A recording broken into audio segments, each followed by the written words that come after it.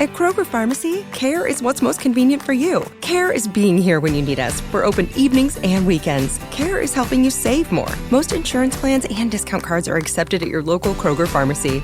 Care is saving you time by managing your prescriptions online. You can request refills, check order status, and more. Care is convenience that works for everyone. Kroger Health, a world of care is in store. Services and availability vary by location. Age and other restrictions may apply. For coverage, consult your health insurance company. Visit the pharmacy or our site for details. Prescription products require completion of an online medication consultation with an independent healthcare provider through the LifeMD platform and are only available if prescribed. Subscription required. Individual results may vary. Additional restrictions apply at lifemd.com. Read all warnings before using GLP-1s. Side effects may include a risk of thyroid C-cell tumors. Do not use GLP-1s if you or your family have a history of thyroid cancer.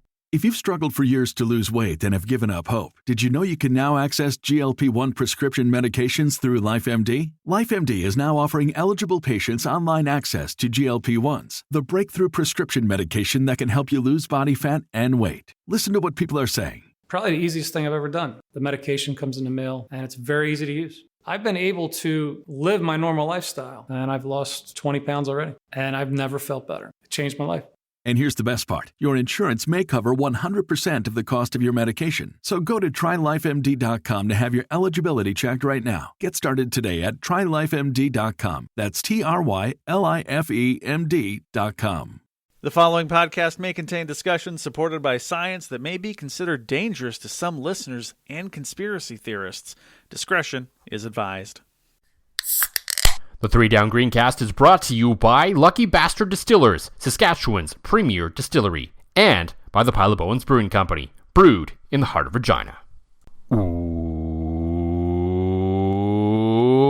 Welcome to the 3 Down Greencast. You are listening to the internet's only, by God, there's football on the horizon podcast. I'm Joel Gasson with John Fraser as usual, and if you can believe it or not, it is May. Rookie camp opens this week in a matter of, like, depending on when you listen to this, it may already be open. I know, that's amazing. Full camp, that means it's right around the corner, and because of the CFL having 9 teams, one team plays in a preseason game pretty much right away, and this year, the Saskatchewan Roughriders are one of those teams. So basically after the first week of camp, we get a game, quote-unquote game, yes, right away on the 20th. So before you know it, we are actually going to be talking about an actual football game on this podcast. And I don't know if it's just you or just me. I know chatting with some of the people the other day at the pre-draft availability of Jeremy O'Day, I know like the people who do this for a living every day are like ready for the season to start because they've been filling their time doing all kinds of things. Yes. During the off season, as this media landscape does now. So when Rider season comes around, it's pretty much, okay, I can finally actually focus on a thing. But for me, I feel like this season has just kind of crept on us. Like there was the sort of the standard, okay, it's been about, the December is like, okay, yeah, we're kind of in that post-Grey Cup glow. The game was great. Some cool stuff happened, blah, blah, blah, blah, blah. Then it's January, and then all of a sudden it's May. I was like, where did this come from? Well, it's funny. I think it's almost the timing of the pod as well, because it's like every time we've recorded, it's like there's been enough kind of sizzle in the off season to go ahead and maybe record more than we typically do that, or we just like each other more finally. I know for myself personally, it always sneaks up on me, right? Like, if anything, this year it feels longer for me because the Rush season ended without playoffs, and the Winnipeg Jets season with U.S. color commentator. That's not me as play-by-play. Listen, play-by-play. We are 1 for 1 with a championship. Actually, first go on the broadcast. Sorry, Janner, you got to go. Yeah, I know you're extremely talented and super good at your job, but if we want a championship in Saskatchewan, sorry, Cody, you are toast. I will deliver that news to you when we go golfing next week. But it was funny. This one actually, like, it does feel like it came up quick, and then all of a sudden it's like drag because, again, the Rush not making the postseason, the Winnipeg Jets making the postseason, but pooping their pantaloons. So, yeah, I am very ready for football. I'm kind of in that, like, lost, nebulous, like, looking for things to watch. Like, while I do most of my TV watching, like, while I'm doing dishes and my podcast listening, and it's just like, I fire up the dishes and it's just like the hello darkness, my old friend, because there's nothing going on. I started the roast of Tom Brady today, which is great. And at work, while I was totally not busy, boss man Darren, if you're listening. John Cullen, his podcast on Broomgate, one-time guest of the 8N Nation. That is good. It is really good. So first 2 episodes are out for our boy John Cullen. But yeah, I'm excited about a curling podcast in May. The hotbed of curling season. That's right. I mean, there's still stuff happening in curling, which is absolutely wild. But like Brennan Botcher being punted into the sun, and there's almost enough. It's funny. There's almost enough. Like, we could do many episodes a year on 8N Nation now if we really wanted to. 100%. I almost feel like we could do one now because we're both so shitty at draft stuff. It's like, hey, we could almost turn this into an 8N Nation and probably give you more relevant information than we have. But no, you're right. The off season, it's kind of, and I think a big one too was Dave getting the job and getting a chance to talk to him is not something that, although one of those. We've done it with over 66% of the last 3 play-by-play guys. So if I had a nickel for every time we had the Riders do play-by-play guy on here, I'd have 2 nickels, which isn't a lot, but it's weird that it's happened twice. So can't imagine that'll be a trend though with Dave in the role. But I am just patiently waiting for football because I have nothing to watch after the Brady roast is done. Thankfully, it's 3 hours. Yeah. Yeah, I think this is going to be a phenomenal season in the CFL. It's shaping up to be one of those years where it feels like pretty much anything can happen, which is always the years where something fun and unexpected tends to happen. So we're anxiously awaiting that. But with John teased it, we will get into the draft a little bit, and of course we will look ahead a little bit to camp as well, which will be starting as well. We're going to talk a bit about Nathan Rourke being back on the market. Will he come back to the CFL? Probably not, but maybe. And some interesting news out of Winnipeg, as they are bringing a 54-year-old to rookie camp. You may have heard of him. It's Milt Stegall. Milt Stegall. I almost it's one of those names that obviously if you've covered Canadian sports, you know it. I almost want to find some small town newsies that don't know anything about sports, if those exist anymore, to hear them pronounce Milt Stegall. Yes. I mean, if you go far enough east, you might get it. That's fair. I think across the prairies, you're not going to find someone. True. Even northern, you'd have to go past Thunder Bay, maybe Sudbury or something. Mm-hmm. Maybe North Bay. Maybe. Before we get into all that, though, I don't know if it caught all of CFL's attention. Definitely caught the 3 Down Nation attention and some others as well. There were some great AI videos previewing training camp that were posted by someone on Twitter called @KickSoda. Yes. So I have no idea who they are, what their actual name is, or anything like that. But frankly, I don't care. It's good. Because they asked various AI programs to create songs. So I believe you probably had to ask one to come up with the lyrics, and then there was another one to actually produce the song itself. So they went through all 9 teams and created these AI videos with it's basically a music video, but there's 4 or 5, maybe 6 cutscenes that just kind of repeat. But they are incredible, and some of them are viciously on the nose for cliches of the city more than anything.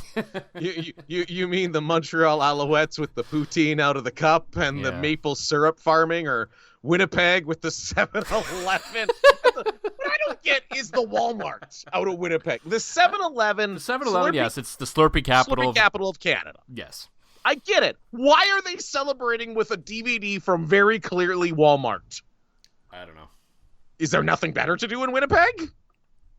Maybe. I guess now that the Jets are out. I don't know. Maybe there's a whole secret thing about Walmart in Winnipeg. I don't know.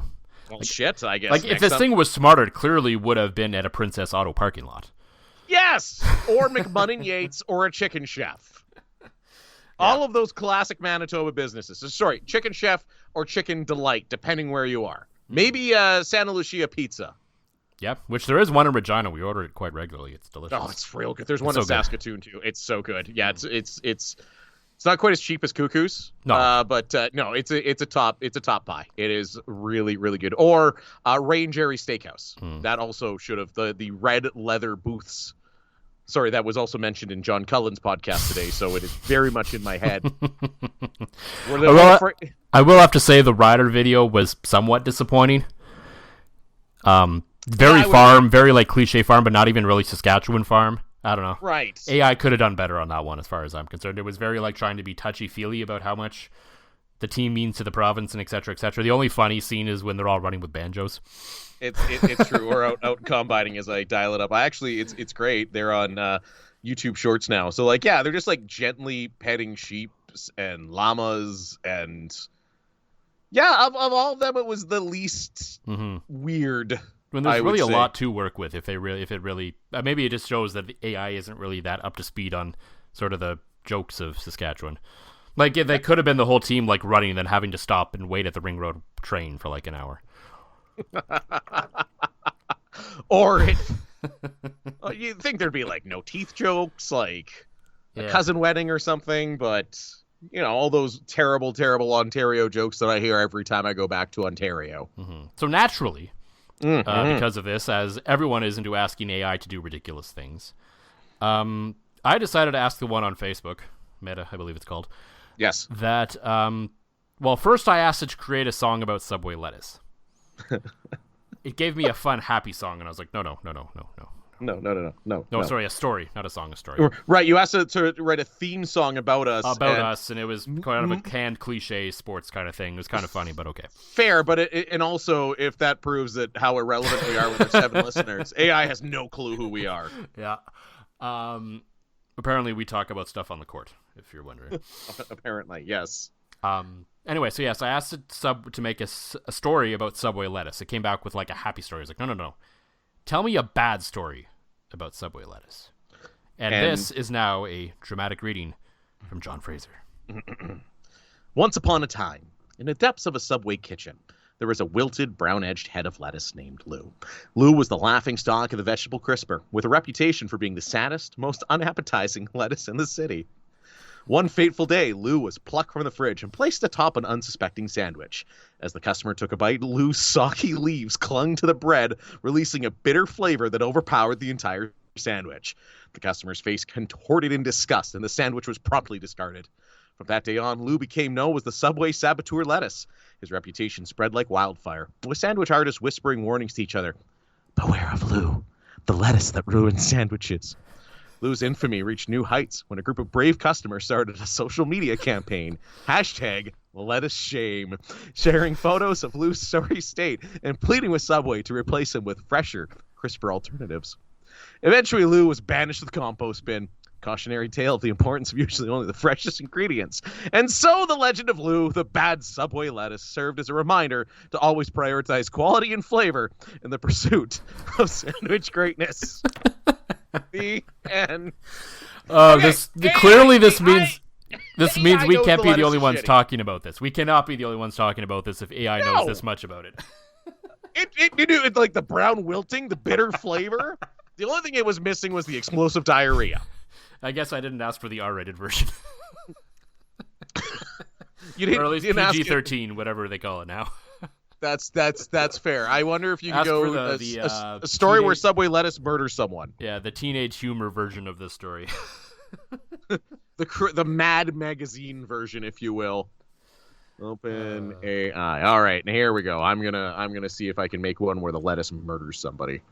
This is my new goal. Maybe I'll just, you know what? Instead of reading to the children tonight, I am simply going to play back that recording of Lou the Subway lettuce. It's an important lesson to learn. Hell, like I said last episode, my nephew learned it, and every time Max gets a Subway sandwich, loves the pizza sub. He does not get the lettuce. I have raised him well. Yeah. And apparently we can't let this slide now. Apparently we've learned also that Subway's gotten rid of roast beef, which is absurd. How do you get rid of roast beef? I agree. Deli roast beef is probably the most overrated deli meat, but it is still a staple for a lot of people in terms of a sandwich. Yes.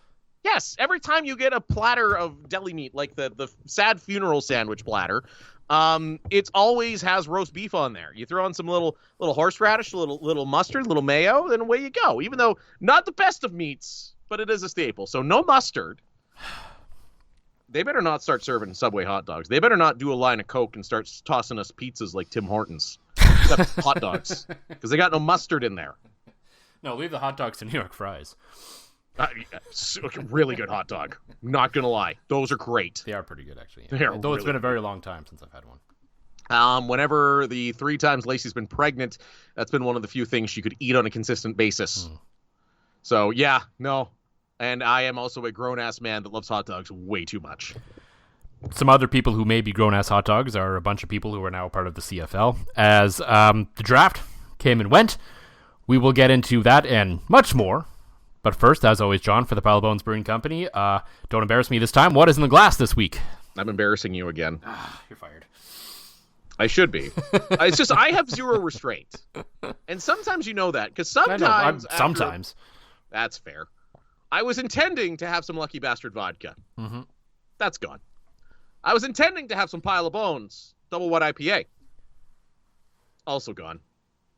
That was my plan for tonight.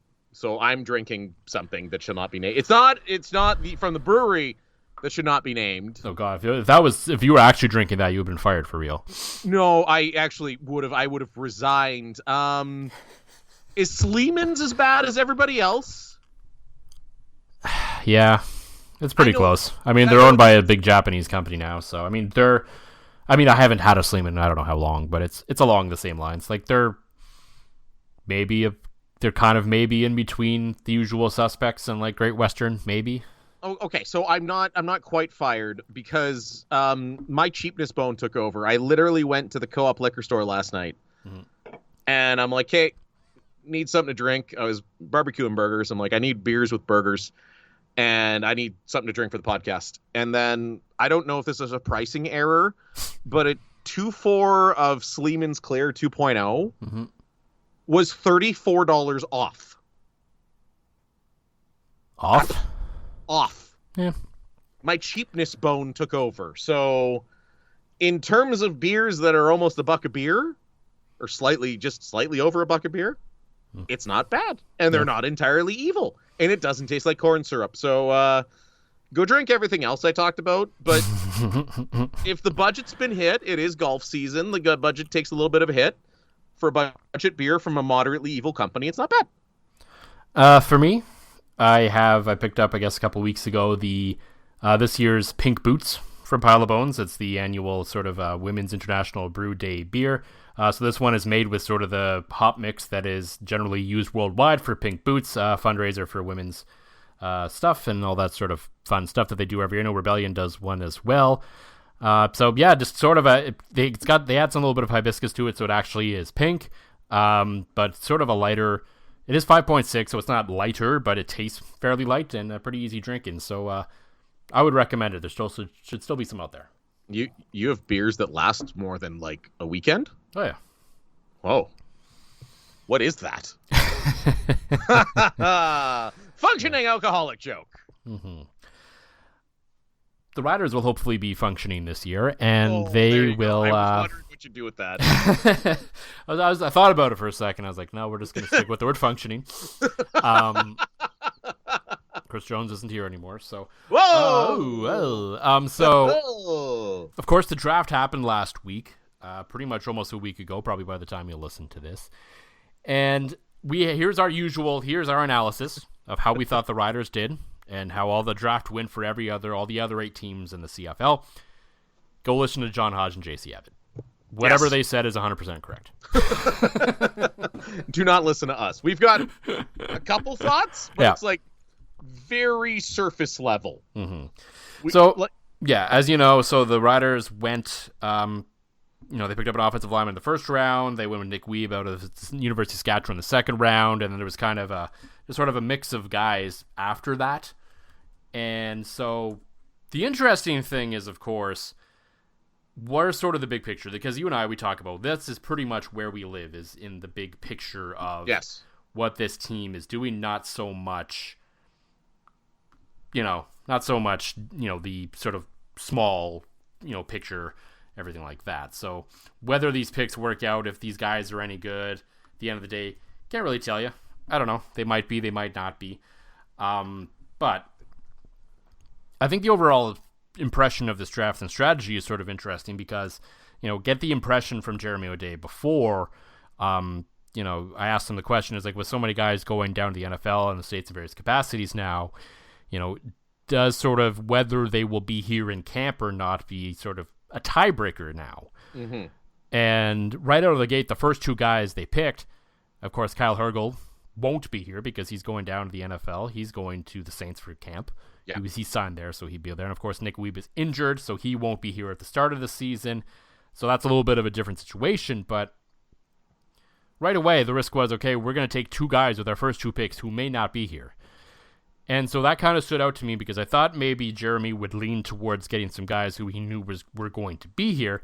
But at the same time, he also thought that this draft was a little deeper than last year's. There's maybe about a round more extra guys compared to, sort of like higher-ish end guys than we've seen in the past. So maybe he obviously felt that was sort of worth that risk to sort of take a couple of guys early on who weren't going to be here. I think everything everyone says about Hergel is if he does come here, this guy is potentially like generational O-line type talent. Yeah. And I mean, you've watched we play. Everyone knows sort of the workhorse, heart and soul kind of guy he is. So there's certainly high end to this. But it also says to me that not only do they think the depth in this draft was pretty good, that overall their depth is pretty good too. Yes. If they were in a situation where they needed guys right away, I think they would have approached this draft a little differently. But as it stands right now, I mean, there's probably 6 guys you can say for sure going to start. There's a few kind of in the bubble around there, so the depth's looking pretty good. There wasn't necessarily the need to jump in and, grab guys just for the sake of grabbing guys because they're going to be here. You could be a little more strategic and say, hey, we know you might not be here for a year or two, but when you're ready, we'll be here. Well, and that's the thing with the couple picks. It's almost like deferring a little bit. It kind of reminds me of like what the Rush have typically done in the past few years is they just keep trading back in the draft, keep stockpiling more and more picks. And yeah, these are two guys you may not see on the field at all this year, but you look at next year. Okay, now you've got 2 more high-end talented pieces that are going to be there for next year. And then maybe next year you go out, you're close. So maybe you grab somebody from the top of the draft. So it is kicking the can a little bit to next year. And it's silly to say that, they're just focused on next year with their draft picks. But again, you've got 2 guys. Like if Nick Weeb doesn't blow up his knee in the playoffs, he's a first-round guy. Like he's probably who they take at 3. I would more than likely say, right? Here's a guy with NCAA clout, played for Oregon, came back to the U of S, played really well at the U of S, universally loved guy that you want on your team, high motor, to steal a cliche from scouts. But again, just the guy that we talked about a lot in this Rush season about give an ish. And on this podcast, I can say give a shit, which makes my life a lot easier. But he's one of those guys that has tremendous amounts of give a shit, right? For Hergel, I think the fact, and again, this is going to sound silly for all the common, guys like you and me, where 20 grand would be life changing, but the second he only got 20 grand. When you need mealtime inspiration, it's worth shopping Kroger, where you'll find over 30,000 mouth-watering choices that excite your inner foodie. And no matter what tasty choice you make, you'll enjoy our everyday low prices, plus extra ways to save, like digital coupons worth over $600 each week. You can also save up to $1 off per gallon at the pump with fuel points. More savings and more inspiring flavors make shopping Kroger worth it every time. Kroger, fresh for everyone. Fuel restrictions apply.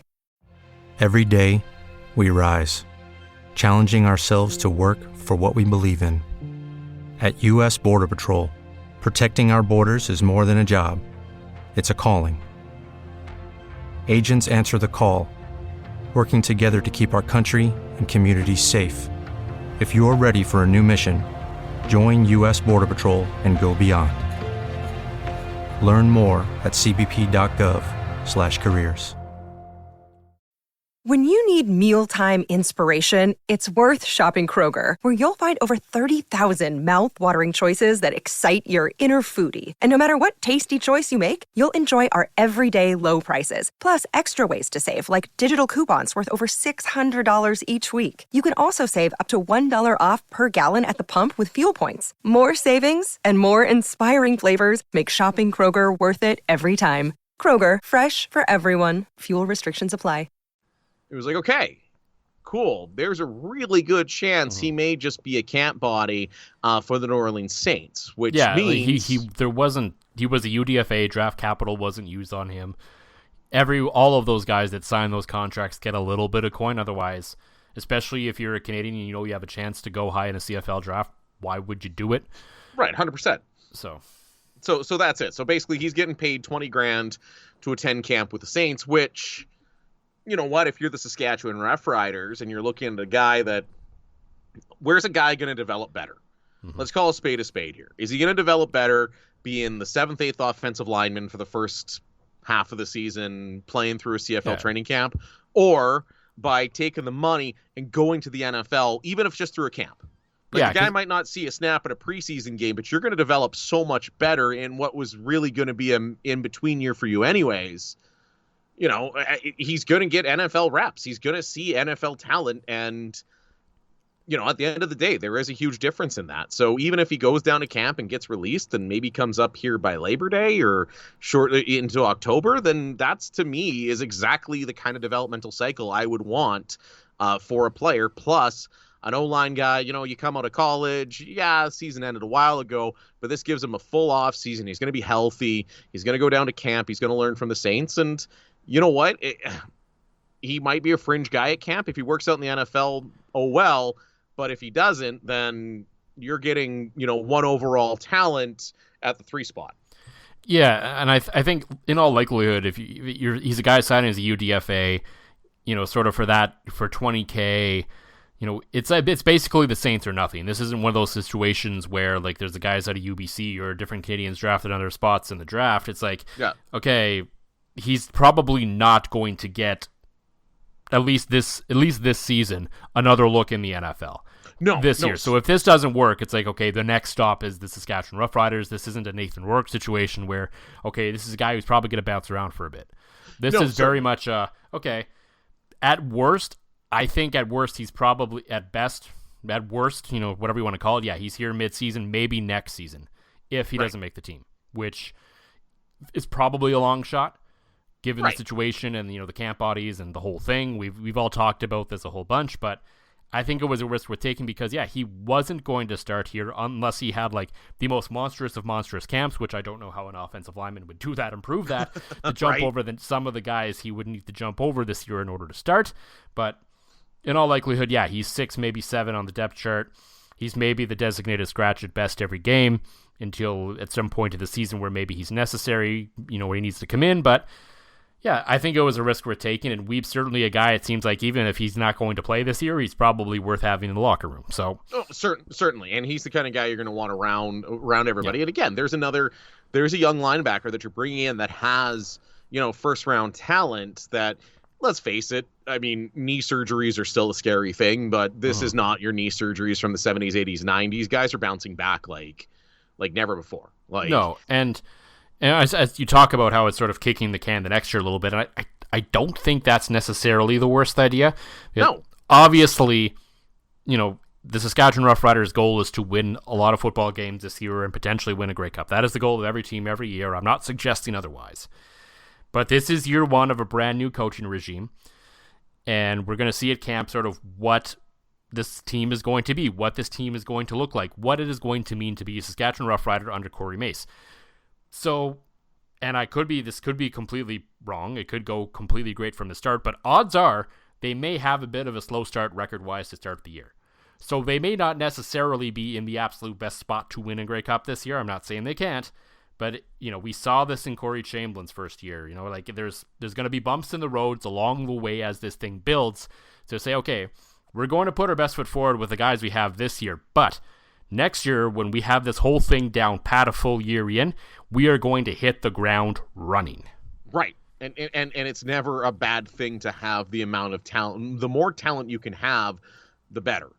Right. And I think developmentally, and I hate to say it, you know, we would be in the lineup this year if not for that knee injury. He'd at least be like a special teamer or something. Yes. 100%. But I mean, he's still going to be around the team. He's still going to be in the room. He's still going to be in meetings. You know, he's going to be doing his rehab in Regina or Saskatoon, and he's going to be a member of that team and get to learn and watch video and probably practice by the end of the year. So, you know what? They didn't come into the draft with any.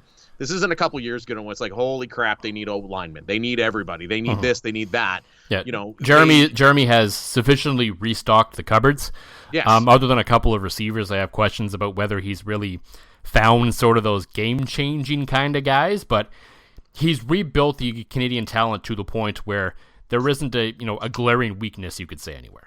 No, and he just took 2 swings, and if one of the 2 connects, I think you have to call this draft a success. And again, lots of talent in some of the other guys that are going to come up, be your special teamers, push those guys and push those Canadian depth. You said it best. We said it during the preamble. Jeremy O'Day has yet to draft a Canadian star, but he's drafted lots of guys that, are in the mix that are your depth guys, and you need that to win in the CFL. That will never, ever change. Mm-hmm.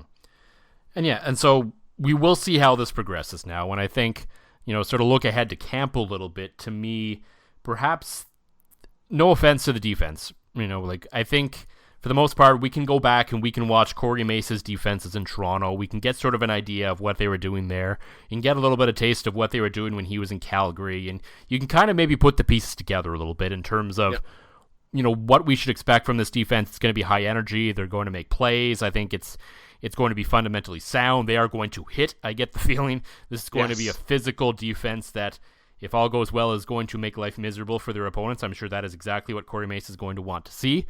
So really the big question going into the season and this training camp is going to be what this offense is going to look like, because it's obviously the part of the game that's needed the largest overhaul for the team. Yes. And it really has a first-time offensive coordinator who we're not entirely sure what he wants. I mean, Mark Mueller comes from Calgary. We've seen what the Stampeders have done offensively over the years during his time there, and there's been various, degrees of what that offense has looked like and what they've done over the time since he's been there. But he's never really been the guy, and it's difficult really to say how much say he would have ever had in the offense, considering the head coach has been the offensive coordinator until last season. So yes, I don't know. And I'm not saying it's good or bad. I'm not saying Mark Mueller is going to be good or bad. I don't know. And it's going to be intriguing to see how how they approach the game and what we learn of Mark Mueller as an actual offensive coordinator in this league. Well, looking further down the draft, too, I mean, I think they're going to work with the pieces that basically they have there, as reading through, John Hodges' article that literally breaks down every pick in the draft. It seems like they got a smattering of linemen. There's not anybody really there on the offensive side of the ball that you're like, yes, this is going to be the guy. So you have to accept the fact that whatever Mueller's going to do, it's going to be with the pieces that largely have been picked up in the offseason and were here last year. Help was not coming in the draft. You're not suddenly, finding another Keon Schaefer-Baker in your later rounds. You're finding depth guys, right? So I'm with you. I'm intrigued to see what it looks like. I'm even just intrigued to see what the offense looks like with a healthy Trevor Harris.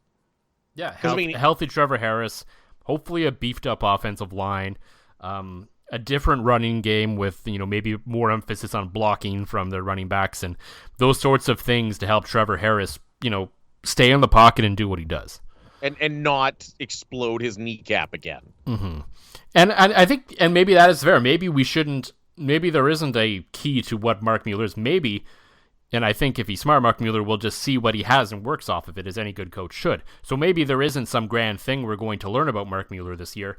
Maybe this is a thing where the offense kind of evolves over time based on what they have, which to me would be a great sign of a coach. Well, and you said it. You absolutely said it. You're not looking like when Jason Moss was here, where guys were plugging into the Jason Moss system. When they've had previous offensive coordinators here, that okay, this is how you're going to do it. This is my system, and this is how it's going to work out, right? So it is going to be fascinating. It is going to be one of those things that if you don't just bullshit with everybody else while you're at training camp, it's something that maybe people will observe in training camp. But again, I'll leave that to people that are much smarter than me to make those observations through the footballs. Mm-hmm. One guy we're, I would say, 99.9% certain that will not be at Saskatchewan Roughriders training camp this year is quarterback Nathan Rourke. Right. I'm not going to say 100% because stranger things have happened in this league, but realistically, he was waived by the Patriots, set to be released if no one picks him up off waivers. I have to admit, a little bit surprising for me. I know logically it shouldn't have been. They took 2 draft picks at quarterbacks. Obviously, Drake May was going to be a problem for Nathan Rourke, no question about that. I just think Milton out of Tennessee, who they picked, is complete garbage. So 100%. Nathan Rourke is going to be is 1,000 times the quarterback he is, but hey, nonetheless. So I thought for sure he would have at least had a chance to go to camp, compete, probably beat out Milton, probably beat out Bailey Zappi if he's still there, and then that leaves Drake May, who's probably going to be their guy eventually, and then, I mean, Jacoby Brissett's like sort of the veteran bar that's in there, but it's not really that high of a bar to clear, so I thought, okay, this isn't ideal for Nathan Rourke anymore, but it wasn't the end of the world either. So, but obviously the Patriots felt differently because draft picks, even late in the draft for a guy who's garbage, Trump all apparently. The old politics of the NCAA. Yeah, not even of the NFL. Yes, sorry. Yes. Yeah, and so whatever. I guess that's their decision. So of course, naturally, this has sparked decisions about what Nathan Rourke is going to do next. Talking with my colleagues at 3 Down and seeing some other various stuff online. For obviously, I think because Nathan's going to sniff out every NFL opportunity he can still, and deep in my heart, I hope he still gets an invite to camp somewhere this year. I hope he signs with someone somewhere that at least takes him into camp. But based on most teams' cap situations this year, it seems like it's best for probably both Nathan Rourke and the CFL teams if he just stays down there for the rest of this year, and then if camp doesn't work out this year, then all bets are off next year because there are very few teams that could probably make this work financially unless you really get goofy with the marketing budget. I don't know how many teams are willing to get that goofy with it just yet. Well, but the silly thing is, 9 teams should be willing to get goofy. Oh, absolutely. And I talked about this with you and with the 3 Down guys and everything. If I'm the Argos, I'm backing up the truck right now. Oh, 100%. I'm telling Chad Kelly to get lost. He's ahead, even with whatever's happening with him right now, even if all that sort of gets cleared up and he's proven innocent, fine, I don't believe it, fine. Right. The guy is clearly still a head case and is a problem for your organization. You show him the door. I know they've apparently already paid him $300K, but maybe to swallow your pill and get out of that. Well, that's why he can go on Instagram Live and be completely unhinged. And that's even the thing. Like, there's the case and the dark cloud and the allegations. I'm with you. Yeah. I believe the accuser here in the Chad Kelly situation, but it's the Instagram Lives. It's everything else he's doing that's like it's not like there's anything about this guy else says that he's stable. So no, there's not. Clearly, a mass exodus out of Toronto this year also suggests there is a problem within the organization, probably caused by this guy. 100%. I mean, you look at how many guys went elsewhere. Like you've got, a guy who might be talent-wise the best quarterback in the CFL this year, and you've got guys completely jumping ship, which is ironic because they're the Argos. But you're right. They've got that Bell MLSE money. I mean, the Leafs played, pay 3 the guy, home playoff games. What's the minimum? 75 now. Right? Put him 75 on the books and pay him $1 million in marketing. Yeah, exactly. He is your new head of ticket sales. Congratulations, MLSE. Like, I don't know what. Like, if I'm any team, though, yes. I don't care. Like, let's say we go through the process. Nathan Rourke finds a camp this year. Maybe sticks on PR. He bounces around a little bit through the NFL through the rest of next season. Decides after that, okay, it's not going to work out for me down here. I need to go start playing some football games again because he's still probably young enough to come back up here for a year or two and maybe go back. So at that point, then it makes sense to be okay. And if his agent's smart, he's giving them this advice of saying, unless that stupid, marketing offer comes from a CFL team, just bounce around the NFL this year, and then in January we can assess our options because the teams will then have a wiped clean slate of their caps, and he should be getting about 9 phone calls. Sorry, I don't care who your quarterback is. Yes, I would, and it's funny that hell has frozen over. Both me and you and Greg from Piffles agree with a Michael Ball take that the Riders, that even though Trevor Harris seems like a good guy and is a decent quarterback, should absolutely back up the money truck. Now, see, if I'm Nathan Rourke, I try to find a ride through at least training camp. Yeah. NFL training camp. Yeah, for right? Sure. Yep. And then you get somebody to pay you like a one-time bonus of whatever the hell is left on their cap for you to hold a clipboard for the final 9 to 10 games of the CFL season. Not for you to come in and play, but like, if I'm any of the other 9 teams and it's Labor Day and I have a chance to get Nathan Rourke on a 2-3 year deal, I'm doing it. I don't care if I got to pay you $300,000 to sit around this year. After you've been at NFL camp, I'm doing it. Yeah, and I think the other question is, despite the cap scenarios some teams are in, or basically everyone in, because in the CFL everyone has their money budgeted out for the year basically after free agency. Yes. I think even at that point, if you can work it enough there, maybe even if you're losing draft picks, I mean, is it worth being Who over cares? the cap to make sure that you have Nathan Rourke on your team next year? Yeah, yes. Is basically the question comes down to, and I think to me the answer is a resounding yes.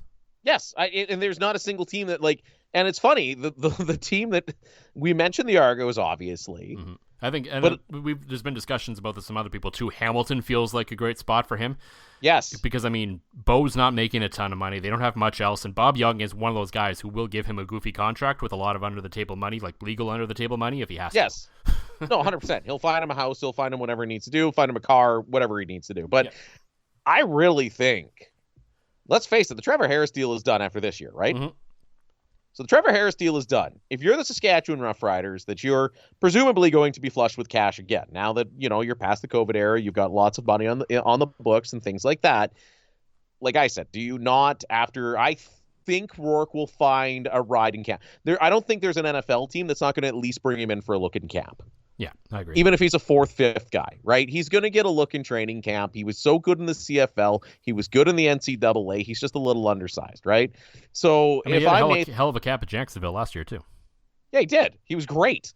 And by all accounts, he was doing all the right things in New England as well. Like, the guy was on the active roster when Mac Jones was blasted into the sun. So if I'm Nathan Rourke, though, you got to think, you can probably get, I don't think, somebody would sign you to, a goofy, and again, because it's prorated based on what you make per game, somebody might sign you for an $800,000 prorated contract after Labor Day.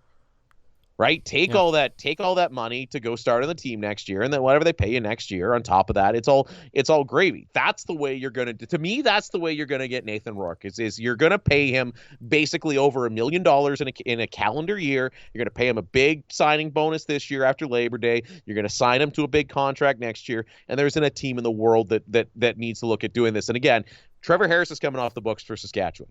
If I'm the Riders, I am giving Rourke whatever he wants. I would even, he can have the SGI building downtown Regina. He can have the Delta Bresborough in Saskatoon. Whatever you need to do to get Nathan Rourke here, you do it, because to me, this team, again, anybody can win the Grey Cup any given year, especially this year is going to be chaos. But to me, you add Nathan Rourke to this, as we just talked about, this group that's just getting stronger into next year, especially with the young talent, and you got a bona fide contender. Yeah. I think it feels like it'll be a long shot at the end of the day, because Nathan Rourke should have the pick of the litter, and he should be able to go where he wants. And right. I don't know if the bubble of Saskatchewan is exactly what he's going to want, but we'll have to see how it plays out. But it certainly should be. It should be an interesting January if it kind of goes the way we think the next, few months is going to go. No question about it. Yeah, we're gonna have Rourke watch basically every time a quarterback has a crappy game. So book that for when Zach Caleros poops his pants in the postseason. For Rourke watch to hit Winnipeg. Mm-hmm. What is hitting Winnipeg this year is Milt Stegall watch. Amazing. And this is just a fun story. I believe he started last year. I think Milt Stegall was trying to get himself onto basically a training camp roster for a day.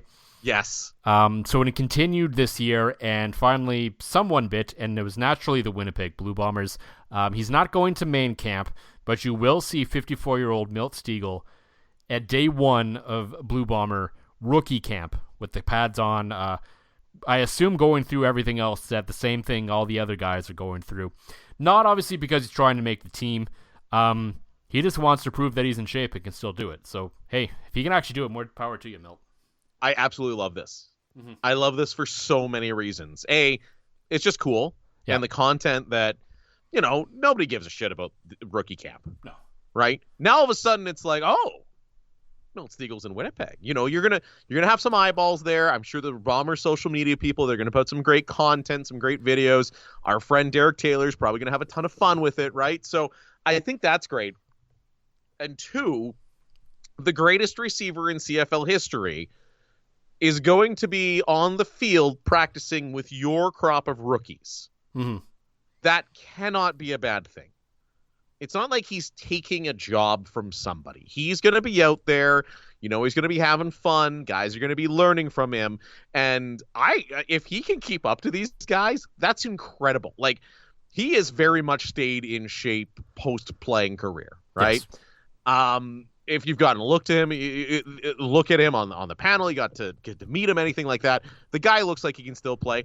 I hope he. Well, I mean, his diet is a running joke on the panel, right? Oh, like no, the guy eats chicken and lettuce, and that's kind of about it. Yeah, guy's a freak of nature, right? And if you want to commit to that much chicken and lettuce, all the power to you, Milt. So if you're going to, ruin your life by not enjoying like deep fried foods or large amounts of beer, you might as well go out and that you can still potentially play professional football when you're 54 years old. What if you could have a career where the opportunities are as vast as our nation? Where it's not about mission statements, but a shared mission. At U.S. Customs and Border Protection, we go beyond to protect more than borders. From ship to shore, air to ground, cities to local communities, CBP agents and officers are keeping people safe. Join U.S. Customs and Border Protection and go beyond for something far greater than yourself. Learn more at cbp.gov/careers. When you need mealtime inspiration, it's worth shopping Kroger, where you'll find over 30,000 mouth-watering choices that excite your inner foodie. And no matter what tasty choice you make, you'll enjoy our everyday low prices, plus extra ways to save, like digital coupons worth over $600 each week. You can also save up to $1 off per gallon at the pump with fuel points. More savings and more inspiring flavors make shopping Kroger worth it every time. Kroger, fresh for everyone. Fuel restrictions apply.